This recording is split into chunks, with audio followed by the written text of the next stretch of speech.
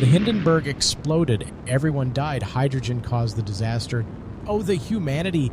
Almost everything people think they know about the Hindenburg disaster is wrong. It wasn't the maiden voyage. It didn't explode. Most passengers survived. And the cause? Still disputed nearly 90 years later. I'm Keith Conrad, and this is Sidequests, where I explore the weird rabbit holes I fall down. Today, the Hindenburg. How myth overtook reality. How a 35-second disaster became one of the most iconic tragedies of the 20th century, and how almost everything you think you know about it is wrong. May 6, 1937, Lakehurst Naval Air Station, New Jersey.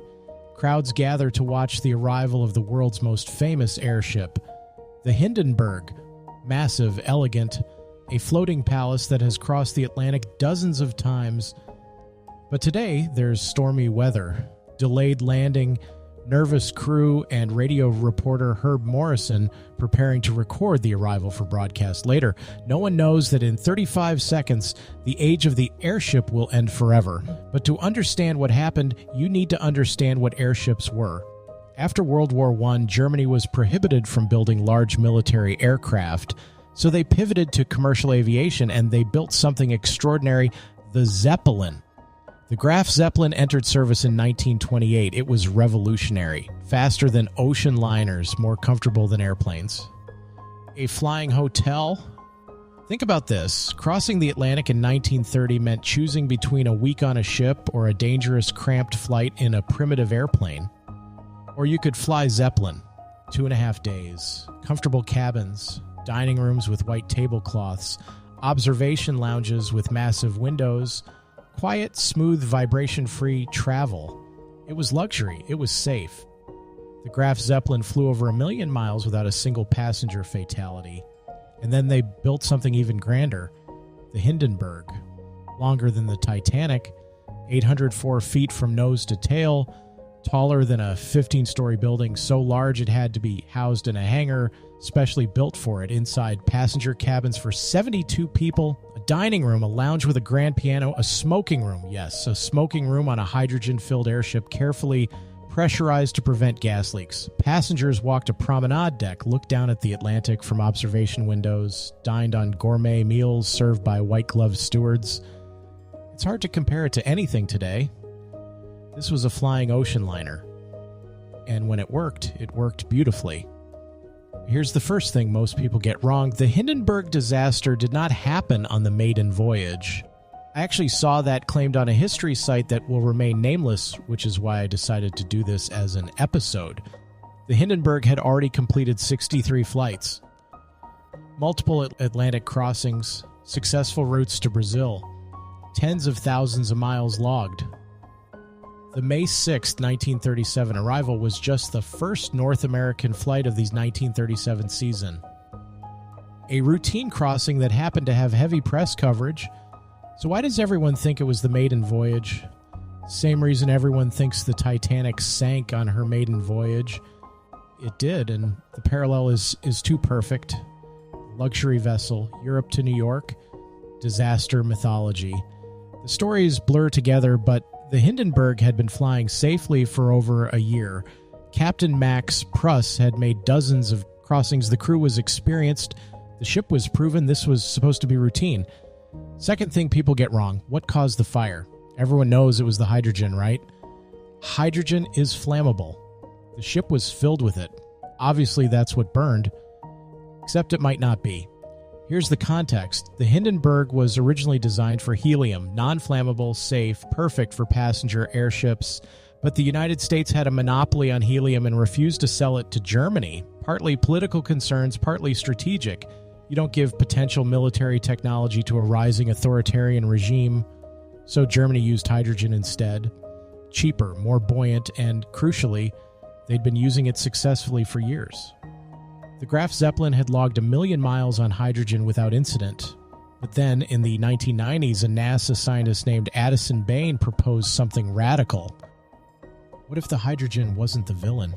Bain examined the Hindenburg's fabric coating, a mixture of cellulose, aluminum powder, and iron oxide, the same components used in rocket fuel. His theory, the skin caught fire first.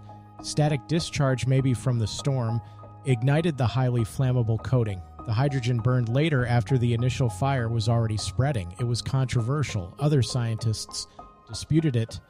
The paint alone couldn't explain the fire's speed. The hydrogen clearly played some role. The current consensus?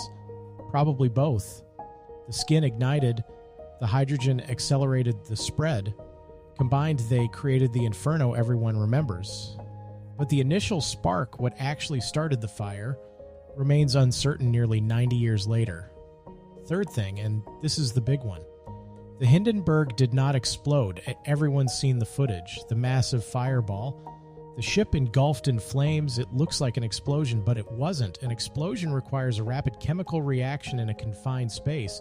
Boom! Instantaneous. Catastrophic.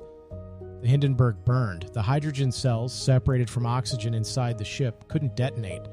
Instead, as the fabric tore, hydrogen escaped and ignited, creating flames that spread rapidly along the exterior.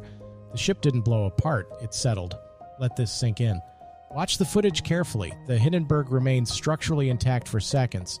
The tail drops. The nose stays aloft briefly. The entire airship slowly, almost gracefully, settles toward the ground as it burns. The entire disaster lasted 34 seconds. 34 seconds from initial flame to wreckage on the ground. Fast, yes. Catastrophic, absolutely. But not an explosion. Words matter. The myth of explosion makes it seem instant, unsurvivable, apocalyptic. The reality, a rapidly spreading fire on a slowly descending airship, explains something important. Why so many people survived. It bursts into flames. Get it started. It's fighting and it's crashing terrible. Oh my, get out of the way, please.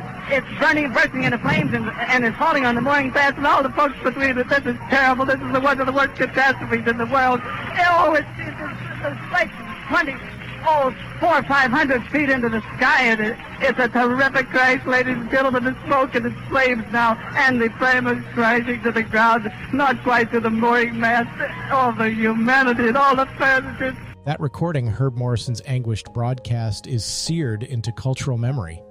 One of the most famous pieces of audio from the 20th century. Fun fact, Herb Morrison was broadcasting for WLS in Chicago, where I once worked, many years later. But here's another thing most people don't know. It wasn't broadcast live. Morrison was recording to disc for later broadcast. The newsreel footage you've seen, the famous images of the Hindenburg burning, was shot separately by newsreel cameras. The audio and video were combined years later into the version everyone knows today. The version that feels immediate, live raw, it is raw. Morrison's emotion is genuine, captured in the moment, but it wasn't a live broadcast with synchronized footage. That's a creation of editing, of media mythology. And that phrase, "oh, the humanity," became shorthand for disaster itself. But listen to the full recording. Morrison wasn't just describing flames, he was watching people die, watching the end of an era. His horror was real. The recording is one of the earliest authentic disaster audio captures. Before this, news was written, staged, performed. Morrison's raw emotion, the voice cracking, the shock, was new, unprecedented. It shaped how we remember the disaster. The footage looks apocalyptic. The audio sounds apocalyptic. Together they created a myth of total catastrophe. But the numbers tell a different story. Fourth myth, everyone died. 97 people were aboard the Hindenburg that day. 36 passengers, 61 crew, 62 survived. Read that again. 62 survived. 35 people aboard died, plus one ground crew member. That's a 64% survival rate. For comparison, the Titanic, 32% survival rate. The Lusitania, 38%. The Hindenburg, the disaster that everyone thinks of as total annihilation, it had a better survival rate than those maritime disasters. How? The ship was low, 200 feet when the fire started descending. By the time it hit the ground, some passengers simply walked off. Others jumped from 10 or 15 feet. Survivable. Some deaths came from jumping too early. People panicked, leaped from 50 feet up, and died from the fall, not the fire. The footage looks apocalyptic because it was apocalyptic. 34 seconds of a massive airship engulfed in flames, but the Hindenburg settled slowly enough that most people got out. For context, other airship disasters were far deadlier. The USS Akron crashed in a storm in 1933. 73 crew aboard, 72 died, 99% fatality rate. But almost no one remembers the Akron. We remember the Hindenburg because it was filmed, because Herb Morrison was recording, because the images and audio combined into something unforgettable. The disaster that looked worst wasn't the deadliest. It was just the most documented. The Hindenburg disaster killed the airship era instantly. Not because it was the deadliest, not because hydrogen was proven too dangerous, but because the myth became more powerful than the reality. The public saw the footage, heard Morrison's voice breaking, decided airships are death traps, never again. Germany's other airship, the Graf Zeppelin II, never entered passenger service. The original Graf Zeppelin, with its million-mile safety record, was retired. Airplanes, meanwhile, were advancing rapidly. Faster, more efficient, and crucially, they didn't explode on camera. Within a decade, commercial aviation belonged entirely to airplanes.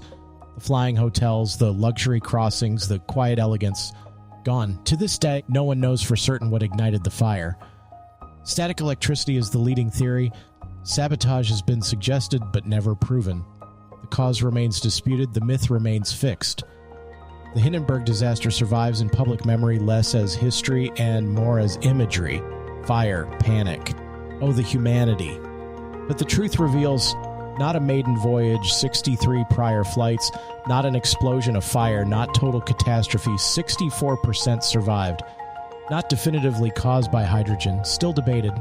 Famous historical events often become simplified myths. The real story is usually stranger, more complicated, and more human. The Hindenburg wasn't a cautionary tale about hydrogen or hubris. It was the end of an era, caught on camera, narrated by a man whose voice broke at exactly the right moment to be remembered forever, and almost everything you thought you knew about it was wrong.